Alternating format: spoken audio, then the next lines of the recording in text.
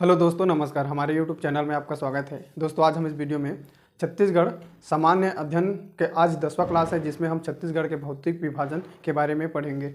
छत्तीसगढ़ का भौतिक विभाजन है, उसमें आज का तीसरा भाग है, जिसमें हम पढ़ेंगे ये जो पूर्वी बघेलखंड के पठार है।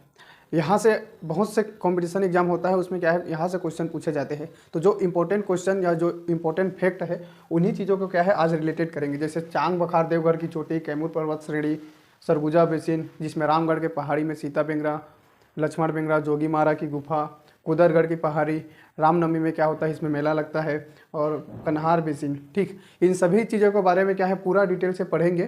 तो आप वीडियो को पूरा लास्ट तक देखेंगे, जिससे आपको क्या है पूरे चीज़ें आपको अच्छे से समझ आएंगे। तो चलिए, ये जो पूर्वी बघेलखंड के पठार है, ठीक, ये छत्तीसगढ़ के क्या है सबसे ऊपरी हिस्से में है।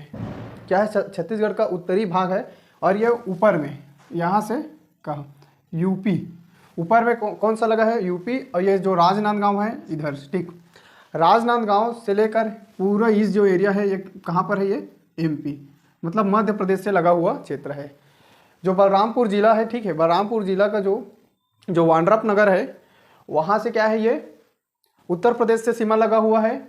और ये बलरामपुर से लेकर इतने भी जो ज़िले हैं, कौन कौन से ज़िले आते हैं, बलरामपुर आएगा, सूरजपुर आएगा, कोरिया आएगा, मनेन्द्रगढ़, भरतपुर, चिरमिरी, गौरेला, पिंडरा, मरवाही, कवर्धा, और यहाँ पर मुंगेली के बाद मुंगेली, फिर कवर्धा के बाद खैरागढ़, चुई खदान, गंडई, फिर ये राजनांदगांव। ठीक, तो टोटल कितने, छत्तीसगढ़ के 9 जिले क्या है, ये मध्य प्रदेश से लगा हुआ है। तो ये जो अपना क्या है, जो भौतिक प्रदेश है, प्रदेश के क्या नाम है, पूर्वी बघेलखंड की पठार। तो जो पूर्वी बघेलखंड की पठार है, इसका कितना क्षेत्रफल है, तो इसका क्षेत्रफल है 21,863 वर्ग किलोमीटर। ठीक, कितना है, 21,863 वर्ग किलोमीटर क्षेत्रफल। ये छत्तीसगढ़ के टोटल भूभाग का कितने प्रतिशत है, तो छत्तीसगढ़ के टोटल भूभाग का ये 16.16% है। इतने चीज़ को आपको याद रखना है, यहाँ से क्वेश्चन पूछे जाते हैं। और यहाँ छत्तीसगढ़ का क्या है, छत्तीसगढ़ का सेकेंड नंबर का सबसे छोटा प्राकृतिक प्रदेश है, सबसे छोटा प्राकृतिक प्रदेश है। दूसरे नंबर का सबसे छोटा क्या है, प्राकृतिक प्रदेश है। इसको एक नाम से और जाना जाता है, इसको क्या है, सरगुजा बेसिन भी बोल दिया जाता है। ठीक है, तो इसका उपनाम में लिखेंगे, इसका उपनाम है, उपनाम, इसे सरगुजा बेसिन भी कहा जाता है, सरगुजा बेसिन। ठीक, यह जो क्षेत्र है वो कौन सी चट्टानों से मिलकर बना है, तो यह जो क्षेत्र है ये कौन से सेल से मिलकर बना है, तो इसको हम सेल लिखते हैं, सेल। ठीक, तो ये जो पूरा जो पूर्वी बघेलखंड की पठार है, ये गोंडवाना सेल से, कौन से, गोंडवाना सेल समूह से, ठीक, से क्या है, निर्मित है। अब देखो, गोंडवाना सेल समूह से निर्मित है, और गोंडवाना सेल समूह से क्या प्राप्त किया जाता है, कौन से खनिज प्राप्त किया जाता है, तो गोंडवाना सेल समूह से कोयला खनिज को प्राप्त किया जाता है। ठीक, और इस एरिया में और क्या है, बेरिल खनिज भी कहाँ, इससे, इस जो क्षेत्र है वहाँ से प्राप्त होता है बेरिल खनिज। ये जो पूर्वी बघेलखंड की जो पठार है, जो भारत को क्या विभिन्न जो भौगोलिक क्षेत्र में बांटा गया है, तो उसमें से एक है बघेलखंड की पठार। तो यह क्या है, जो बघेलखंड की पठार है, कौन सी, बघेलखंड के पठार के, ठीक, पूर्वी भाग है, कौन से भाग है, ये पूर्वी भाग। ठीक, बघेलखंड के पठार के क्या है, ये पूर्वी भाग है, इसलिए इसको क्या बोलते हैं छत्तीसगढ़ में, पूर्वी बघेलखंड की पठार। यहाँ कौन कौन सी मिट्टी पाई जाती है, तो यहाँ प्रमुख मिट्टी है लाल पीली मिट्टी। कौन सी मिट्टी पाई जाती है, लाल पीली मिट्टी। ठीक, पीली मिट्टी, लाल पीली मिट्टी यहाँ पाया जाता है। इसका विस्तार कहाँ कहाँ है, ये जो क्या है, अपन जो पूर्वी बघेलखंड की पठार है, इसका विस्तार कौन कौन से छत्तीसगढ़ के जिले में है, तो यहाँ इधर से चालू करेंगे तो यहाँ है MCB, मनेंद्रगढ़, चिरमिरी और भरतपुर। कोरिया, कौन सी है? कोरिया। और सूरजपुर, सूरजपुर जिला में फैला है। बलरामपुर, बलरामपुर जिला और सरगुजा जिला, सरगुजा जिला तथा इसके कुछ क्षेत्र, कोरबा जिला है, उसके क्या है? कोरबा जिला के उत्तरी भाग, उत्तरी भाग क्या है? कोरबा जिला के जो उत्तरी भाग है यो पूर्वी बघेलखंड के पठार के अंतर्गत आता है। तो जो पूर्वी बघेलखंड की जो पठार है ये छत्तीसगढ़ के मनेंद्रगढ़, चिरमिरी, भरतपुर जिला, कोरिया जिला, सूरजपुर जिला, बलरामपुर जिला, सरगुजा जिला और कोरबा के उत्तरीय भाग, इतने जिलों में क्या है? ये पूर्वी बघेलखंड की जो प्राकृतिक प्रदेश है उनका क्या है? विस्तार है। यहाँ इतने चीज़ को आपको याद रखेंगे, आप स्क्रीनशॉट ले लेंगे, फिर मैं इसको आपको मिटाऊंगा, फिर दूसरी चीज़ों को आपको समझाऊंगा। ठीक, चलिए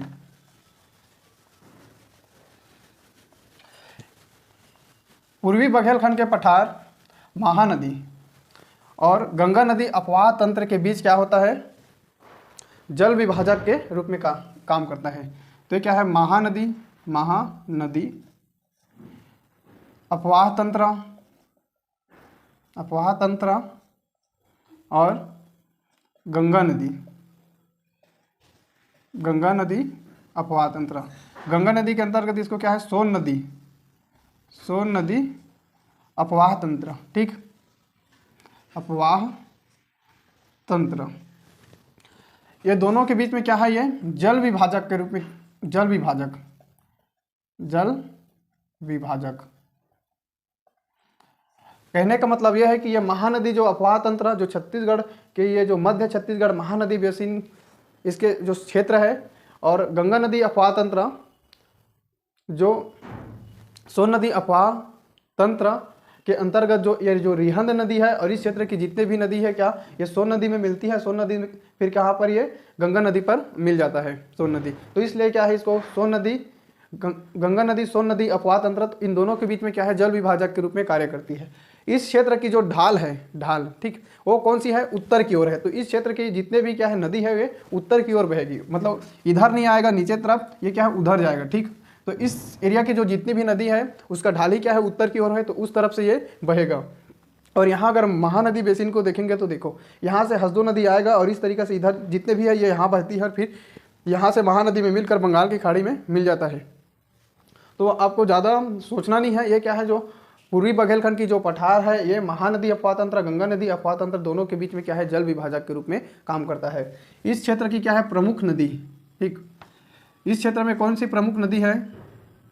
प्रमुख नदी। ठीक, तो इस क्षेत्र की प्रमुख नदी में बनास नदी, याद रखना है, यहाँ से क्वेश्चन पूछे जाते हैं। बनास नदी, गोपत नदी, बनास नदी, गोपत नदी, रिहंद नदी, बिजाल नदी, बिजाल नदी और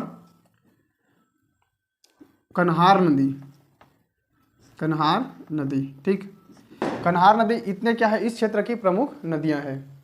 इसको आपको याद रखेंगे। और ये जो संपूर्ण जो पूर्वी बघेलखंड की पठार है इसकी सबसे ऊंची चोटी का नाम क्या है? तो इसकी सबसे ऊंची चोटी का नाम है ऊंची चोटी। ठीक, ऊंची चोटी। इस क्वेश्चन को बहुत बार पूछा जा चुका है और इस जो क्वेश्चन है उसको बहुत से एग्जाम में आगे भी पूछे जाते हैं। ठीक, तो देवगढ़ की चोटी, देवगढ़ की चोटी, देवगढ़ की जो चोटी है यह जो पूर्वी बघेलखंड के पठार है उसकी सबसे ऊंची चोटी है, मतलब सबसे बड़ा पर्वत यही है। और इसकी पर्वत में जो ऊंची चोटी क्या है? यह है। इसकी जो ऊंचाई कितनी है? तो 1033 मीटर। बहुत सी यूनिक चीज़ है, इसको आपको नहीं भूलना है। जैसे जसपुर सामरी पाठ प्रदेश पढ़ रहे थे तो गौर जो सामरी पाठ था तो उसमें गौर लाटा की जो पहाड़ी है वो छत्तीसगढ़ का क्या है? सबसे ऊंची चोटी है। और जसपुर पाठ प्रदेश का भी सबसे ऊंची चोटी छत्तीसगढ़ का है, तो जसपुर पाठ प्रदेश का होगा ही। तो ये क्या है? जो गौर लाटा की पहाड़ी संपूर्ण जो छत्तीसगढ़ है उसकी सबसे ऊंची चोटी है, मतलब छत्तीसगढ़ का सबसे ऊंचा चोटी पर है, सामरी पाठ प्रदेश में है गौर लाटा की पहाड़ी। 1225 मीटर क्या है इसकी ऊंचाई है। उसी प्रकार क्या है देखिए, इस एरिया जो अपने ये जो पूर्वी बघेलखंड की जो पठार है, जो छत्तीसगढ़ के क्या है एक प्राकृतिक पार्क प्रदेश है, इस एरिया की क्या है सबसे ऊंची चोटी कौन है? तो इस एरिया की सबसे ऊंची चोटी है ये देवगढ़ की चोटी, जिसका है 1033 मीटर ऊंची। और ये किस पर्वत में है? तो ये कौन सी पर्वत में है ये? तो चांग बखार, चांग बखार बखार देवगढ़, देवगढ़ की पहाड़ी में है।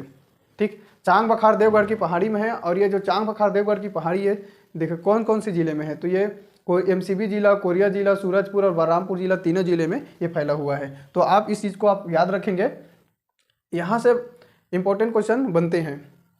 खनिज भी पढ़ लिए, कोयला खनिज पाया जाता है, बेरिल खनिज पाया जाते हैं। ठीक, फिर हम आगे चीज़ों को और अच्छा से देखेंगे।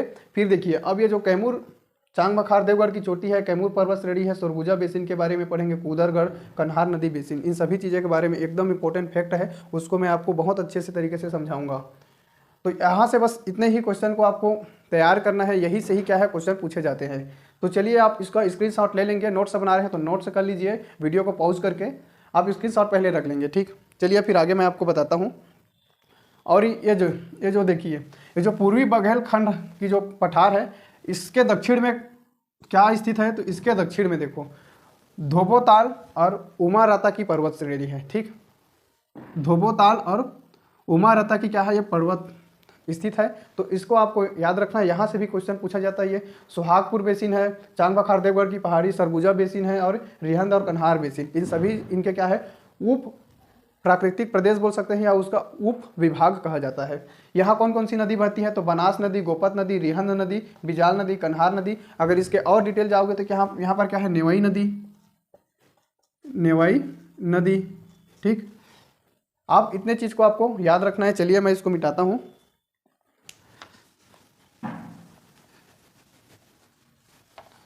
अब हम लोग अगला लिखेंगे चांग बखार देवगढ़ की पहाड़ी। ठीक, हमारा अगला टॉपिक क्या है? अगला टॉपिक में लिखेंगे आप इसके बारे में कुछ इंपॉर्टेंट फैक्ट है, उसको मैं आपको बताऊंगा। तो यह चांग बखार, चांग बखार, चांग बखार देवगढ़, देवगढ़ की पहाड़ी, चांग बखार देवगढ़ की पहाड़ी है। इसके अंतर्गत कौन कौन से जिले के अंतर्गत ये विस्तार है? तो इसमें आप लिखना, पहला है एमसीबी, एमसीबी मतलब ये जो एरिया है सूरजपुर, सूरजपुर, कोरिया, ठीक, और बलरामपुर, बलरामपुर, इतने ज़िले में क्या है ये चांग बखार देवगढ़ की जो पहाड़ी है उसका इतने ज़िले में विस्तार है, मतलब इतने ज़िलों में वो फैला हुआ है। ये जो पहाड़ी है, पहाड़ है, बहुत ज़्यादा एरिया को कवर करता है, ये एक से अधिक ज़िलों में हो सकते हैं। इसलिए क्या है ये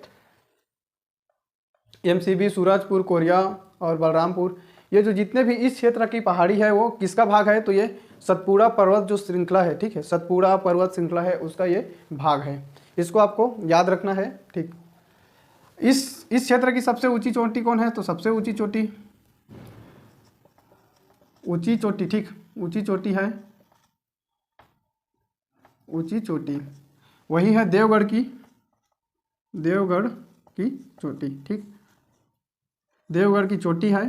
ठीक, 1033 मीटर क्या है इसका ऊंचाई है, 1033 मीटर ऊंचाई है। इस चीज़ को आपको याद रखना है। इस एरिया में कौन सी खनिज पाया जाता है? तो कोयला खनिज पाया जाता है और बेरिल खनिज पाया जाता है। ठीक, तो उसको मैं संपूर्ण जो पढ़ाया है उसमें आपको मैं बता चुका हूँ। अगला क्या है? कैमूर पर्वत श्रेणी। ठीक, अगला आप लिखेंगे, पहला हो गया, दूसरा है कैमूर, कैमूर पर्वत श्रेणी। ठीक, इसका विस्तार कहाँ का है? तो इसका विस्तार है एमसीबी में है और कोरिया, एमसीबी और कोरिया में है। ठीक, जो कैमूर पर्वत श्रेणी है इसका विस्तार कहाँ है? तो एमसीबी, कोरिया और सूरजपुर। ठीक, सूरजपुर में इसके बहुत ही कम क्या है जो भाग है वो फैला हुआ है। और यह किस पर्वत श्रेणी का ये भाग है? तो ये विंध्याचल पर्वत श्रेणी का, विंध्याचल पर्वत श्रेणी का भाग है। ठीक। ये क्या है, विंध्याचल पर्वत श्रेणी का भाग है। मुख्यतः ये क्या है, यही दोनों में है, एमसीबी में है और कोरिया जिले में। आप इन चीज़ों को याद रखेंगे। अगला हम लोग पढ़ेंगे ये सरगुजा बेसिन के बारे में। सरगुजा बेसिन के बारे में पढ़ेंगे, जो क्या है सरगुजा जिले में स्थित है। ठीक, सरगुजा बेसिन, और वहाँ एक महत्वपूर्ण पहाड़ी है जिसका क्या नाम है, रामगढ़ की पहाड़ी। ठीक, रामगढ़ की पहाड़ी है। ये क्या है, सरगुजा बेसिन के अंतर्गत आता है, सरगुजा बेसिन, सरगुजा बेसिन। ठीक, ये सरगुजा बेसिन हो गया। और यह कहाँ फैला है, तो ये सरगुजा जिले में, सरगुजा जिले में क्या है, इसका विस्तार है।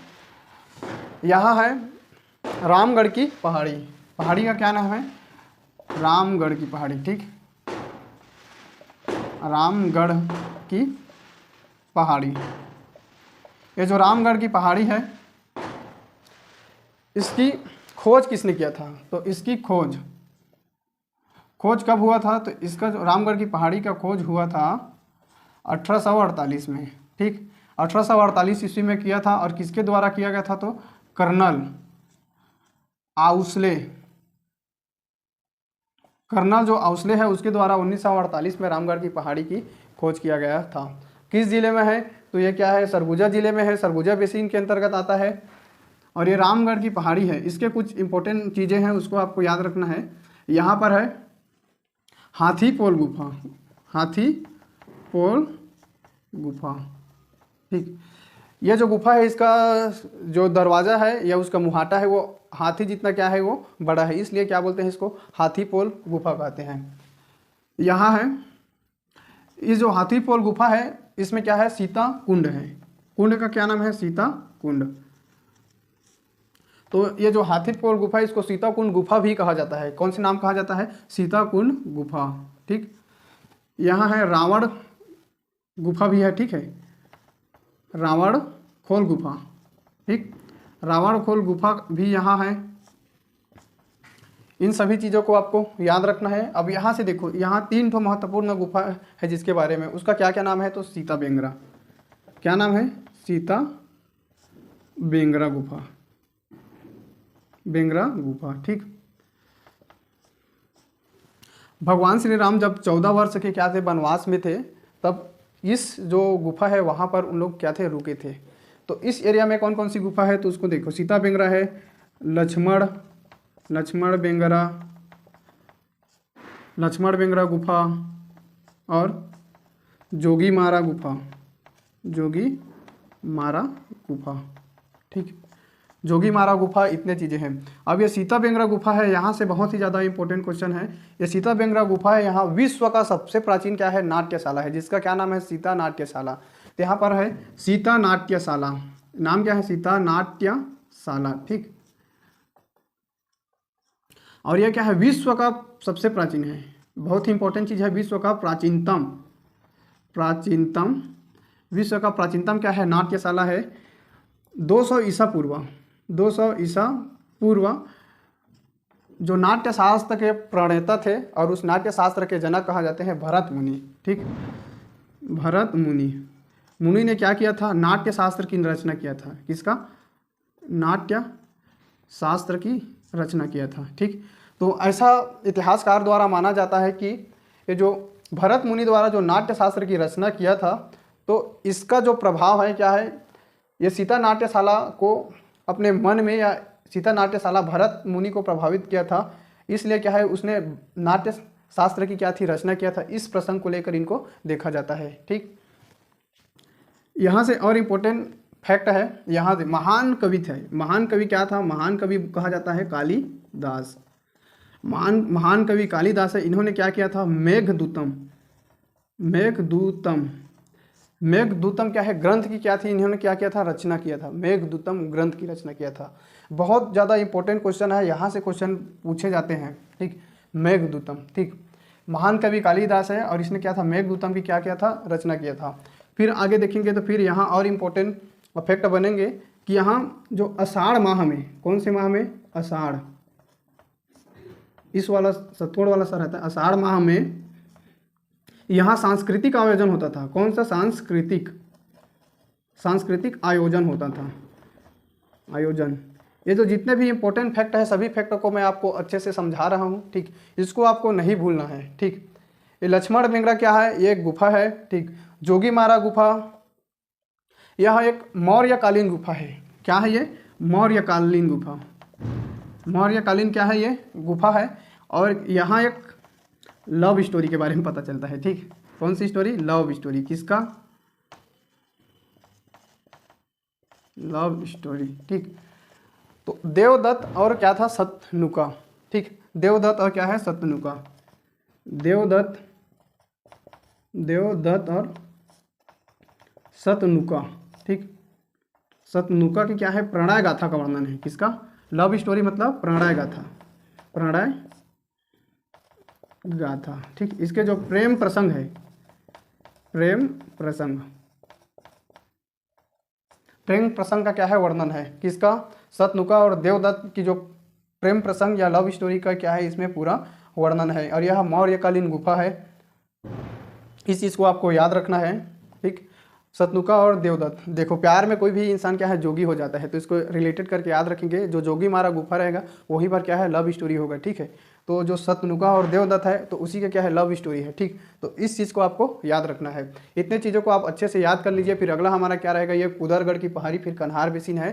थोड़ा सा चीज़ें और बचा है। अगर आप वीडियो को लाइक नहीं किए होंगे तो लाइक कर दीजिए और पूरा लास्ट तक आप वीडियो को देखा करेंगे, ठीक है। तभी आपको सभी चीज़ अच्छे से समझ में आएंगे। यहाँ तक देख रहे होंगे तो आप निश्चित रूप से क्या है, जिला पुलिस बल की अच्छे से तैयारी कर रहे हैं, तभी तो आप यहाँ तक देख रहे हैं, ठीक। तो इसको आप क्या है, स्क्रीनशॉट कर लेंगे। आगे चीज़ों के बारे में हम आगे देखते हैं, ठीक। फिर हमारा अगला है यहाँ पर कुदरगढ़ की पहाड़ी, कन्हार बेसिन, रिहंद बेसिन, और इन चीज़ों को और देखना है, ठीक। तो चलिए मैं इसको मिटाता हूँ। हमारा अगला टॉपिक कौन सा है, तो अभी हमारा अगला टॉपिक है कुदरगढ़ की पहाड़ी, सीता लेखनी की पहाड़ी, ठीक। ऐसे दोनों कहा जाता है, ठीक। कौन सी जिले में है, तो ये सूरजपुर जिले में है। सीता लेखनी की पहाड़ी या कुदरगढ़ की पहाड़ी।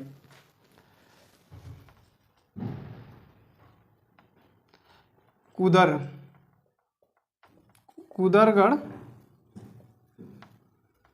की पहाड़ी और सीता लेखनी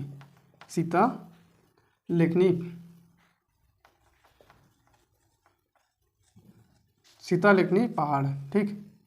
ये दोनों चीज़ें एक ही चीज़ है। ये दोनों कहाँ पर है, तो ये सूरजपुर में है, ठीक।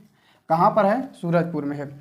ऐसा माना जाता है कि भगवान श्री राम जब 14 वर्ष के क्या था, वनवास में था, तब माता सीता ने क्या था, ये जो पर्वत है कुदरगढ़ की पहाड़ी, जो सीता लेखनी पहाड़ी, ठीक है। ये जो सीता लेखनी पहाड़ी है, इसी में क्या किया था, श्री राम शब्द बहुत बार लिखा था। इसलिए क्या है, इस जो पहाड़ है उसका नाम क्या पड़ गया, तो सीता लेखनी की पहाड़, ठीक।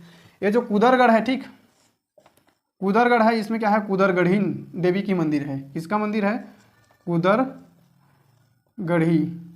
कुदरगढ़ीन देवी, ठीक है।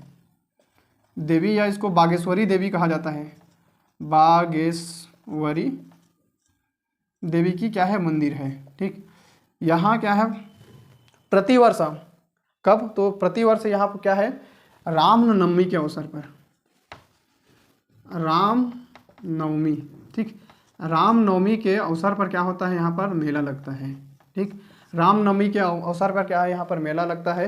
इतने चीज़ों को आपको याद रखना है। सीता लेखनी पहाड़ का है, सूरजपुर में है, पीएससी में पूछा गया क्वेश्चन है। कुदरगढ़ की पहाड़ी कहाँ है, तो सूरजपुर में है, कुदरगढ़ीन माता की मंदिर है। यहाँ पर कुदरगढ़ीन माता या देवी की क्या है, मंदिर है। इसको क्या, बागेश्वरी मंदिर भी इसको कहा जाता है, ठीक। पहले क्या है, यहाँ पर नर बलि की भी क्या थी, यहाँ पर साक्ष्य मिले हैं कि यहाँ पर क्या होता है, नर बलि होता है। तो आप इस चीज़ों को आप अच्छे से आपको याद रखना है, बहुत ही इंपॉर्टेंट क्वेश्चन है हमारा, ठीक। इसके बाद हम लोग पढ़ेंगे कन्हार बेसिन, ठीक। कन्हार बेसिन ये कहाँ पर है, तो ये बलरामपुर ज़िले में है। और ठीक, कन्हार बेसिन कहाँ पर है, बलरामपुर ज़िले में है। किस नदी, यहाँ की प्रमुख नदी क्या है, तो प्रमुख नदी है कन्हार नदी, ठीक। कन्हार नदी। यहाँ खनिज, कौन से खनिज पाया जाता है, तो यहाँ जो है कोयला खनिज पाया जाता है, ठीक। इतने चीज़ों को आपको याद रखना है, इसको आप नोट कर लेंगे, फिर मैं अगला चीज़ों को आपको बताऊंगा। लास्ट चीज़ बचा है यहाँ पर हमारा रिहंद बेसिन के बारे में, ठीक। यह छत्तीसगढ़ के क्या है सबसे उत्तरी भाग है। और ये जो कन्हार बेसिन है इसका जो औसत ऊंचाई कितना है, 400 से 650 मीटर, 650 मीटर इसकी क्या है औसत ऊंचाई है, ठीक। लास्ट हमारा क्या है टॉपिक बच चुका है ये रिहंद बेसिन, ठीक। रिहंद बेसिन क्या है हमारा अगला टॉपिक है। देखिए रिहंद बसी क्या है, रिहंद नदी पर स्थित है। और रिहंद किसकी सहायक नदी है, तो रिहंद जो नदी है सोन नदी की सहायक नदी है, ठीक। रिहंद किसकी सहायक नदी है, तो सोन नदी की सहायक नदी है, ठीक। रिहंद रिहंद नदी, ठीक। इसको क्या है रिहंद बेसिन है। बेसिन किसको कहा जाता है पता है आपको, बेसिन किसी भी जो नदी क्षेत्र है उसकी जो सिंचित क्षेत्र है या उसके जो आसपास के इलाका होता है उसको सरल शब्दों में हम बेसिन समझ सकते हैं। कल हम क्या है महानदी बेसिन पढ़ेंगे और यहाँ से क्या है आपको बहुत ज़्यादा क्वेश्चन की तैयारी हो जाएगा। आप अपना नोट्स बना लेंगे, अगर नोट्स सही तरीके से आपको बना लेते हैं तो छत्तीसगढ़ के जितने भी एग्जाम होगा उसमें आप कम से कम 90% के क्या है आप क्वेश्चन को सॉल्व कर सकते हैं। 100% भी आप कर सकते हैं, अगर अच्छे से पढ़े होंगे सब चीज़ को आप अच्छे से याद कर सकते हैं। तो आपको घबराना नहीं है, आपको सभी चीज़ों को अच्छे से मैप के माध्यम से आपको मैं पढ़ा रहा हूँ, ठीक। तो चलिए यहाँ पर क्या है हमारा रिहंद बेसिन, इस क्षेत्र की प्रमुख नदी क्या है, रिहंद नदी है। नदी क्या नाम है, रिहंद नदी, ठीक। इसका उद्गम कहाँ से होता है, इसका उद्गम रिहंद नदी के उद्गम होता है छुरीमतीरंगा, छुरीमतीरिंगा की पहाड़ी, छुरीमतीरिंगा की पहाड़ी से क्या है रिहंद नदी का उद्गम होता है, ठीक। रिहंद इस सरगुजा संभाग की, ठीक है, रिहंद नदी को सरगुजा संभाग